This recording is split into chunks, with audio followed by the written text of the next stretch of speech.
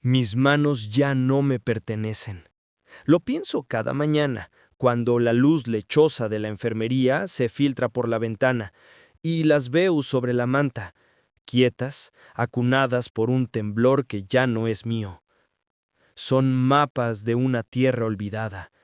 Los nudillos, cordilleras hinchadas. Las venas, ríos secos.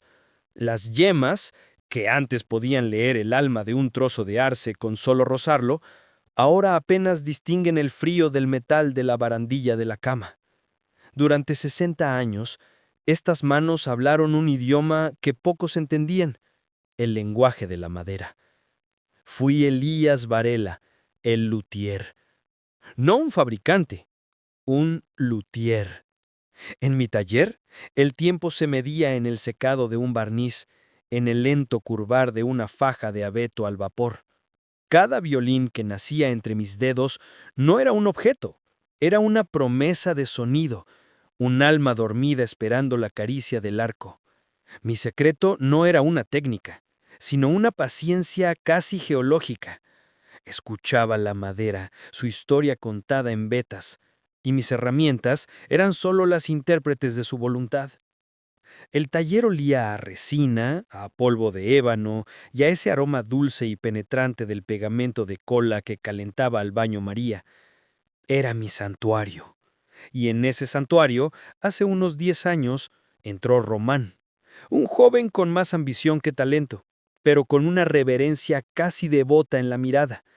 O eso creí yo. Maestro Elías, me decía, nadie hace que la madera cante como usted.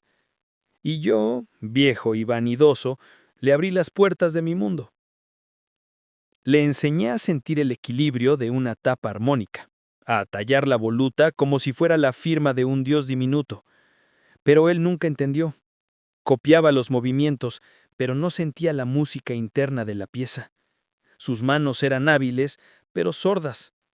Yo veía su frustración, pero la confundí con la humildad del aprendiz. Mi nieta, Ana, sí lo entendía. Con solo 7 años, entraba de puntillas en el taller y en lugar de mirar mis manos, cerraba los ojos y respiraba hondo. «Huele a canciones, abuelo», decía. Para ella construí mi última obra maestra, un violín de 3/4 hecho con el corazón de un arce que había guardado durante 40 años. En el fondo, le incrusté una pequeña estrella de nácar, nuestro secreto. El fin llegó sin estruendo. Primero un temblor en la mano izquierda, un desafío a la hora de sujetar el cuello de un cheloncelo. Luego la derecha se unió a la rebelión, torpe y dolorida. El médico lo llamó mal de viejos. Yo lo llamé una sentencia de muerte en vida. El taller se convirtió en un museo de mi propia decadencia. Las herramientas me miraban desde el panel, acusadoras.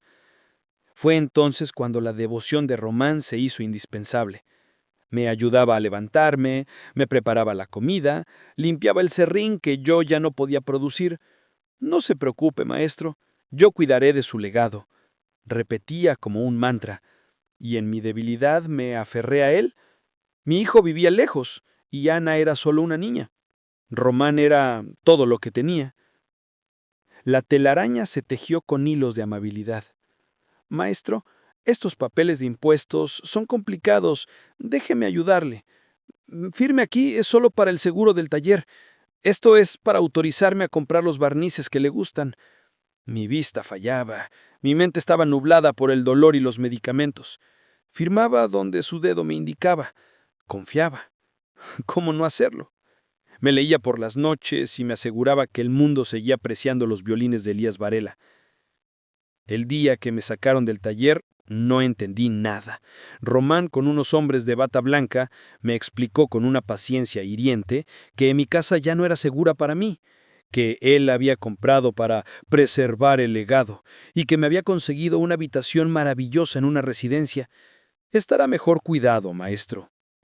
Vi cómo mis gubias, mis formones, mis plantillas, todo mi mundo se quedaba atrás, bajo su custodia. Intenté hablar, gritar que ese era mi hogar, pero la voz se me quebró. Me sentí como uno de mis violines, una caja de madera vieja y vacía. Los primeros años en la residencia fueron un borrón de confusión y pena. Román venía a verme, al principio. Me traía revistas donde hablaban de él. El prodigioso luthier Román Castillo, heredero de las técnicas del legendario Varela. Heredero. La palabra era un cuchillo. Luego las visitas se espaciaron. La narrativa cambió. Las revistas ya no mencionaban mi nombre. Ahora era el genio autodidacta, el innovador que ha revolucionado el arte de la lutería con sus diseños únicos. Mis diseños, mis violines. Mi nieta Ana venía a verme cada domingo. Ahora era un adolescente que estudiaba música con una seriedad impropia de su edad. Me traía su violín, el de la estrella de nácar, y tocaba para mí en el triste salón común.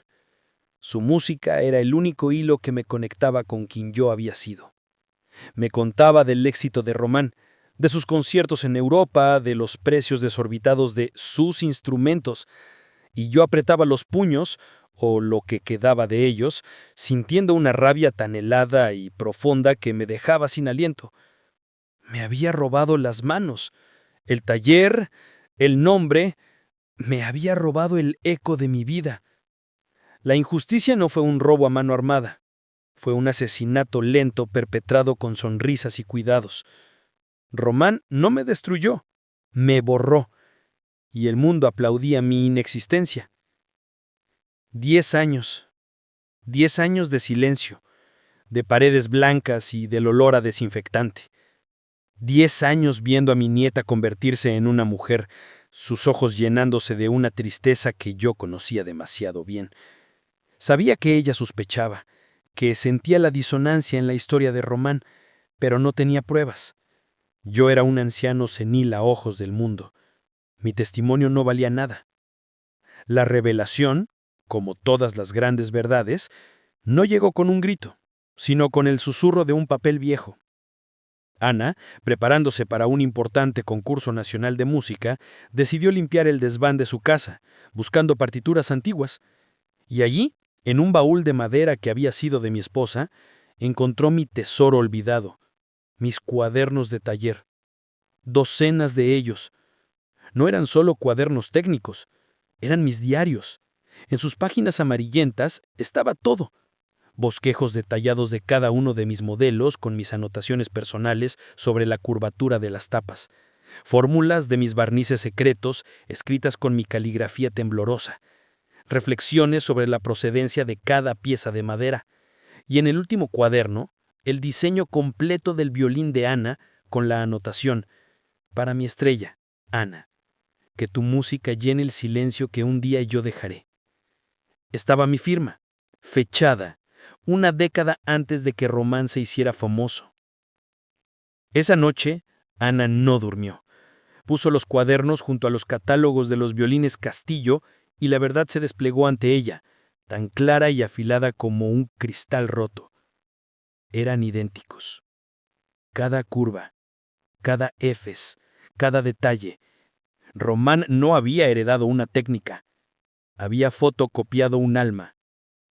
El concurso nacional de música se celebraba en el Gran Teatro Nacional, y el invitado de honor, el que entregaría el premio principal, era el aclamado maestro luthier Román Castillo. Era su noche de consagración. Ana no fue ahí a competir, fue a dar un concierto. Cuando llegó su turno, caminó hacia el centro del escenario, pero no se dirigió al jurado. Miró hacia el palco de honor, donde Román sonreía, bañado en la luz de los aplausos. El silencio se apoderó del teatro. «Buenas noches», dijo Ana, su voz resonando clara y firme gracias al micrófono. «Mi nombre es Ana Varela, y esta noche no voy a interpretar a Bach o a Mozart. Voy a interpretar una obra de mi abuelo, Elías Varela. Muchos conocen el nombre de mi abuelo como una nota a pie de página en la historia de otro hombre, pero su legado no está escrito en los libros de historia, sino en la madera». Levantó su violín. Este instrumento lo construyó él para mí hace 15 años, y el sonido que van a escuchar es el suyo. Entonces se llevó el violín al hombro y empezó a tocar. No era una pieza virtuosa y compleja, Era una melodía sencilla, una nana que yo le cantaba cuando era niña y que ella había adaptado. Pero el sonido, oh, el sonido, llenó cada rincón del teatro. Era un sonido cálido, profundo, con una resonancia que parecía hablar de bosques antiguos y de paciencia. Era el sonido inconfundible de un Varela, un sonido que Román, con toda su habilidad técnica, jamás había podido replicar, solo copiar su forma, no su esencia. Mientras tocaba, en la gran pantalla detrás de ella, que debía mostrar el rostro de los intérpretes, no apareció su cara. Aparecieron las páginas de mis cuadernos, mis bosquejos, mi caligrafía, mis fórmulas, proyectadas para que todo el mundo las viera. Román se quedó blanco. El público miraba de la pantalla a Román.